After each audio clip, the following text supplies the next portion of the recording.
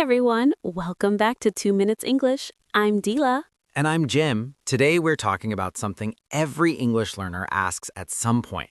How can I think in English instead of translating from my own language? Yes, because let's be honest, translation is exhausting. And slow, very slow. So, Jim, why do people translate in their heads so much? Because that's how we learned at first. We hear an English word, our brain says, wait, what does that mean in my language? It's normal. Exactly.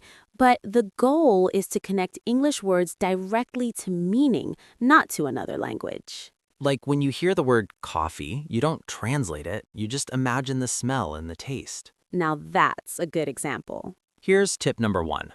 Start with simple thoughts. Yes, don't try to think about philosophy in English on day 1. Think about what you're doing right now. For example, I'm walking. I'm hungry.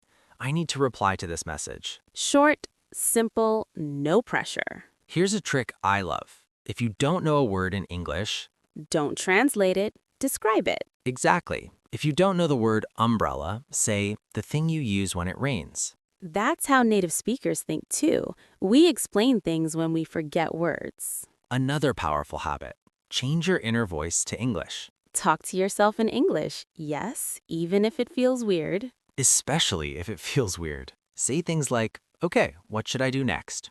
That was a good idea. Your brain will slowly accept English as a normal language, not a school subject. One last tip. What you put in your brain matters. Podcasts, videos, songs, short stories in English. When you listen a lot, thinking in English becomes automatic. It's like living in the language, even if you're not in an English-speaking country. So remember, think small, don't translate, talk to yourself, and surround yourself with English. And be patient.